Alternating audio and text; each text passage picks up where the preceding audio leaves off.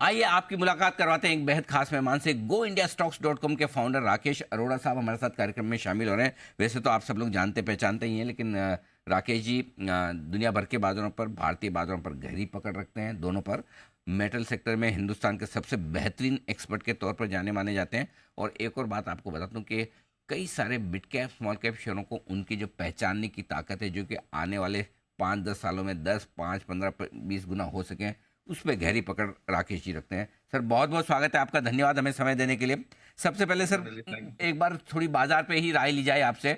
माहौल थोड़ा बिगड़ा हुआ है, हम बढ़ नहीं पा रहे हैं, लगता है कि थोड़ा डर भी है।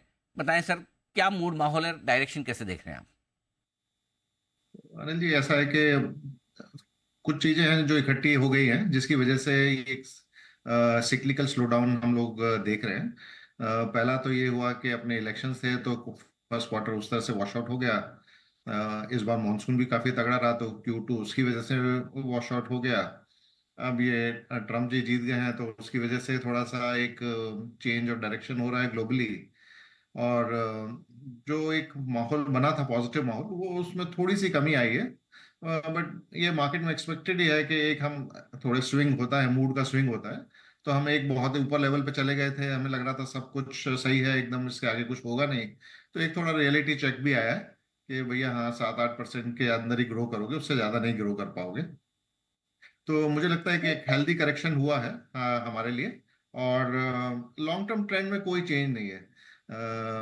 लॉन्ग टर्म ट्रेंड मतलब इंडिया ग्रो करने वाला है, 100 मिलियन पॉपुलेशन, उसमें वर्किंग एज में घुसने वाली है, ये सब चीजें कोई चेंज होने वाली नहीं है। और आज की तारीख में देखें तो यूएस और इंडिया को छोड़ के कोई ऐसी इकोनॉमी भी नहीं दिख रही है बड़ी जो स्टेबल हो, जहाँ पे कोई प्रॉब्लम दिखाई ना दे रही हो। तो इंडिया स्पेस की ज़्यादा प्रॉब्लम नहीं है। अब सर जिस चीज़ पर आपकी सबसे ज़्यादा एक्सपर्टाइज है हिंदुस्तान में, वो है मेटल स्पेस। और बार बार से वो है ना, हमें लगता है कि हाँ हाँ चीन का पैकेज आ रहा है, चीन का पैकेज आ रहा है। आते ही नहीं सर, आता तो ऐसे जैसे ऊँट के मुंह में जीरा। फिर ये थोड़े बढ़ते हैं, घट जाते हैं। कैसे मतलब कैसे देखें, मेटल शेयर को खरीदना है या अभी इंतजार करना है सर? सो अनिल जी, जैसा कि अपनी पहले भी बातचीत हुई है कि मेटल सेक्टर में दो तीन ट्रेंड हैं जिनको अपने को देखना है। एक तो पहला है कि जो पिछले 40 साल में हुआ वो तो दोबारा होने से रहा, क्योंकि पिछले 40 साल में चाइना ने इतना ग्रो किया है, अपना अर्बनाइजेशन वगैरह करने के लिए इतनी कमोडिटी का कंजम्पशन किया है। वो तो अब थोड़ा तो स्लो डाउन होना था, तो वो हो ही रहा है। तो एक जो पिछले 40 साल की जो तेजी थी वो तो अभी फिलहाल खत्म सी होती नजर आ रही है। दूसरा ट्रेंड ये है कि हम न्यू एज इकोनॉमी की तरफ जा रहे हैं, मतलब कि रिन्यूएबल की तरफ जाना चाहते हैं। वो ट्रेंड अभी जारी है, लेकिन उसमें एक थोड़ा सा एक पॉज सा आ गया है। क्योंकि ट्रम्प साहब जीते हैं तो वहाँ पे वो उतना फेवरेबल नहीं है इसको एग्रेसिवली ले जाने के लिए। दूसरा ये है कि चाइना, जो कि मेन सप्लायर है इन सब रिन्यूएबल इक्विपमेंट्स का, मतलब जैसे 97% आपके सोलर चिप्स जो है वो चाइना में बनते हैं। अब अगर आप वहां पे एक्सपोर्ट टैक्स लगाएंगे, ये सब करेंगे, तो माल कहाँ से आएगा मुझे पता नहीं है। तो वहां पे भी एक थोड़ा सा क्वेश्चन मार्क आ गया है।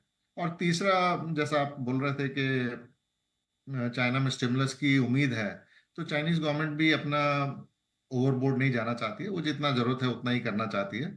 तो अब ये तीन चीजों के देखते हुए एकदम कोई तेजी मेटल स्ट्रक्चर में बन नहीं रही है।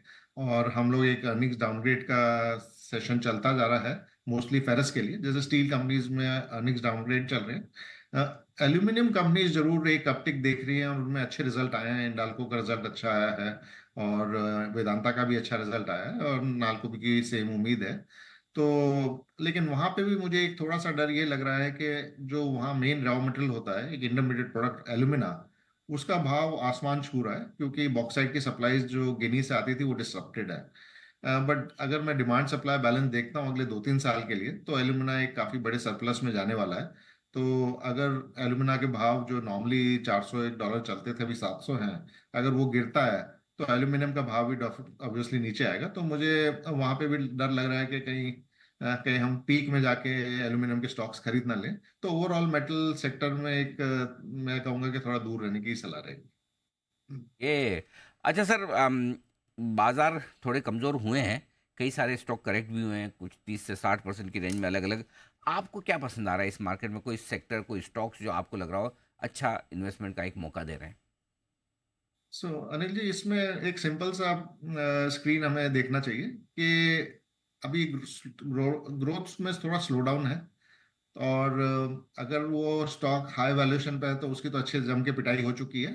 अगर उसने अर्निंग्स डिलीवर नहीं करी तो इस क्वार्टर में जिन जिन सेक्टर्स ने अर्निंग्स ग्रोथ डिलीवर करी है, या जिनकी अर्निंग्स ग्रोथ स्टेबिलिटी की एक्सपेक्टेशन है, जहां पे अर्निंग्स डाउनग्रेड नहीं आए हैं, वही सेक्टर आउट परफॉर्म करने वाले हैं अगले 3 से 6 महीने के लिए।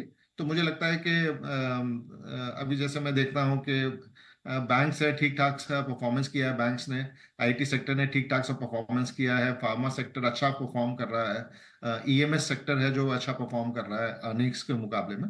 तो ये सारे सेक्टर मुझे ठीक लग रहे हैं जहाँ पे इतना कोई अर्निंग्स डाउनग्रेड नहीं चल रहा है। और तो यहाँ पे वैल्यूएशन सपोर्टेड रहेंगे। चलिए, तो ये है कुछ इंटरेस्टिंग आपके लिए इन्वेस्टमेंट थीम्स जहाँ पर करें फोकस। राकेश जी, माफ़ कीजिएगा, थोड़ा सा आज समय कम है, रिजल्ट सीजन के बाद मैं आपको एक बार फिर से आमंत्रित करके विस्तार से आपके आइडियाज़ पे बातचीत भी करेंगे। आज के लिए बहुत बहुत धन्यवाद sir, thank you so thank much, you, शुक्रिया। Thank you Anil ji. और इस बीच